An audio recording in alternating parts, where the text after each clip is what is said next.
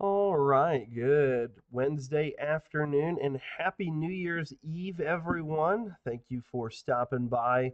We are dealing with some fairly quiet weather here in the high plains. We do have that ridge of high pressure that's going to build in over the next few days. You can kind of see it starting to form here as we've got this, some of this Pacific moisture riding up and over the ridge. We've got a little bit of some cloud cover over the area. Otherwise, lots of dry air in place. We've got a lot of lake effect snow in the Great Lakes region and parts of Indiana, Ohio, cashing in on some of that snowfall, as well as Pennsylvania and New York. We are in a very calm and quiet pattern, though, and we do think that that's going to persist as we jump into the new year, at least for the next probably 5 to 8 days. After that, we will probably see a transition to a more active weather pattern, but the exact details are still a little bit blurry. We'll try and break down some of those potential details here coming up over the next few minutes. But I wouldn't bet the farm on rain or snow in mid January, but we do have a couple of troughs that we may have to keep an eye on that could at least change the pattern for us. Whether or not we see any moisture is still very much in question. Could certainly see more fire weather concerns with that stuff too, which we'll have to break down for you. Here's our Skycam and dim it. You can see we've got a little bit of that high cloud action coming across the panhandles this afternoon. Overall, plenty of sunshine though. Getting through that cirrus deck. Temperatures are in the 60s for most of us. It's 70 degrees in Canadian and 63 over in Clovis. Your wind speeds are calm at 5 to 15 miles per hour. And if you've got plans to be out tonight, I'd keep them. Just take a jacket with you. You may get some use out of that tonight. And just be, very responsible with whatever you're doing tonight. Again, make sure that you've got some friends that are again trustworthy. Make sure that you're drinking responsibly. If you're lighting fireworks, you're doing so in a responsible manner. We do have some very dry grass out there. The good news is the wind is going to be very calm tonight, but just know we've not had much moisture in the last really 2 to 3 months, and so the grass is receptive to a spark or an open flame. So if you are going to light fireworks and it is legal where you're doing it, just make sure that you're being smart about it. You've got a way to put out a fire if one does get going. So here's our planner for tomorrow to jump into 2026. We are expecting another above average day for those temperatures. We're going to start off around freezing and then work our way up to the mid 50s in the afternoon and into the mid 60s by the end of the afternoon. So we should be about 15 degrees warmer than normal. It's not going to be a record per se. The record high tomorrow is 76 for Amarillo. So we're going to run about 6 degrees, 8 degrees below that, but very mild for a January day for sure. It's going to feel more like May than January itself. Let's go ahead and run you through the computer model. Again, not a whole lot to talk about in the near term. We are expecting some of that Pacific moisture to ride over the ridge. So we are going to have more partly cloudy skies on Thursday and Friday. I just don't know if we'll get any of that moisture in the middle layers of the atmosphere down to the surface. You can kind of see that there is going to be this surface low that kicks across the area. Again, the model's depicting maybe some very light shower activity trying to come to fruition or unfold with that. It's just, I'm not sold that it gets to the ground level. We've got a lot of dry air underneath that Pacific moisture. So I think it's going to be really high based showers, probably more virga than anything. But we may have a couple of spots pick up a trace amount of moisture where you do get a quick sprinkle in some isolated areas. Friday, kind of a similar setup. We may have some really isolated showers come in from that northwest flow, but not much moisture to work with, especially in the lower levels. So I do think that we'll probably stay dry over the end of this week. The more notable thing that we'll be watching for is when this ridge breaks down and if we get this troughing to start to kind of push inland a bit. We've had some pretty persistent troughing out here in the North Pacific over the last week to 2 weeks. That's what's provided a lot of rainfall in the Pacific Northwest. California, as of late, has been really cashing in on some of that moisture as well. That's going to continue for them over the next 5 to 7 days.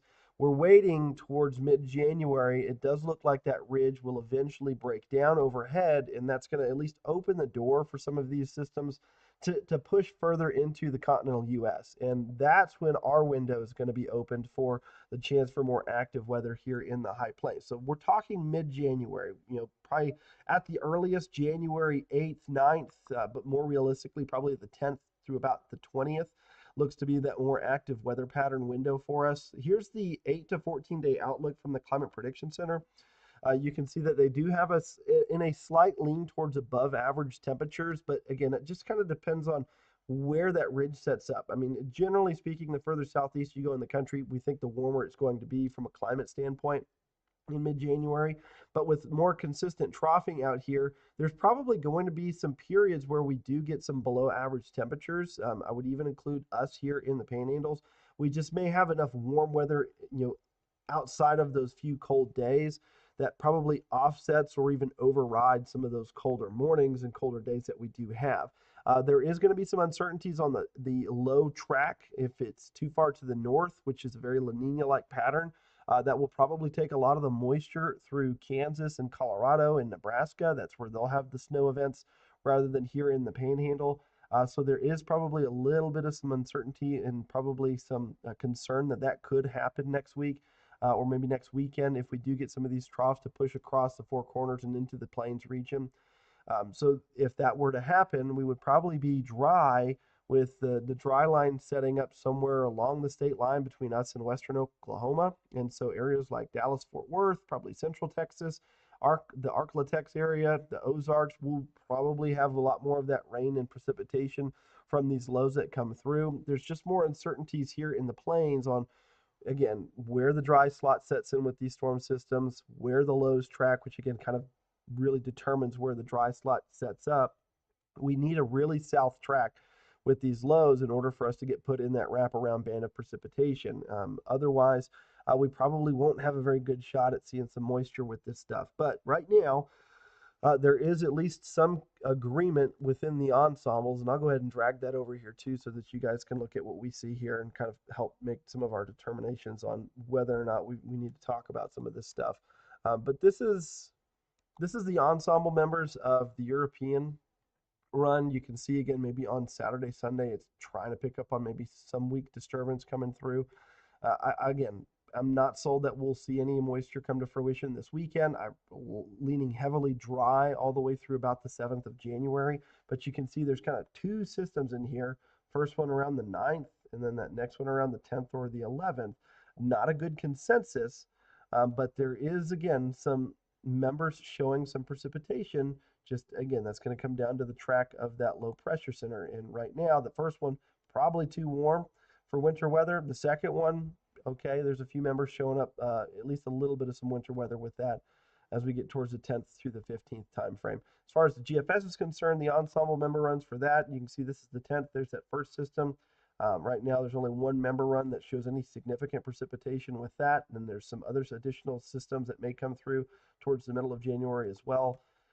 Again, that first one probably leaning more towards a wet precipitation or a liquid precipitation. And then you can see maybe a little bit more of that cold air starting to get entrenched into the plains as we get that pattern to set up a little bit more vigorously in the middle of January. So time's going to tell on if we can get some winter weather out of it. But again, this is a shift in the weather pattern, something that we need to look forward to because we have been very dry as of late. And again, our fire season has kind of already begun.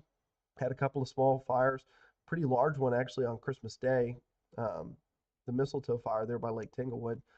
That one again is contained, but did get close to a couple of homes out there last week. So when we get these warmer and windier days, this is the time of year when we really have to worry about the fire concern, especially given the rainfall that we had last year in our growing season. It was very wet. It was a kind of a pretty consistent rainfall too. It wasn't like we had 1 month where we had 10 inches of rain and then it cut off for 2 more months. It was, I mean, we had 3 or 4 inches of widespread precipitation almost every single month from April all the way through about August of last year. And so that was in the middle of our growing season. That allowed a lot of the grasses to grow. Really in the southwest panhandle, there's a lot of above average fuel loading down there in Deaf Smith County, around Hereford, and maybe north of Dimmitt and Freona. There's a lot of grass there. If you go down I-40 towards Tucumcari, there's a lot of grass in some of those areas as well, where they had some really good moisture last year for the growing season. So that fuel, again, or I guess that grass is the fuel for our fires in our fire season, which we are starting to kind of get pushed into. Some of our bigger fires usually happen in the early spring when we get those windier events and the temperatures really start to climb back up into the 80s. But we can still get some big fires when temperatures are in the 60s and 70s as well, especially if that wind gets up there in that kind of that high wind category. That's all we have for you this afternoon. Thank you guys so much for stopping by. Enjoy the rest of your day. Again, sorry for the voice, still battling that sinus infection, but I am on the back half of it. So hopefully the voice will start to get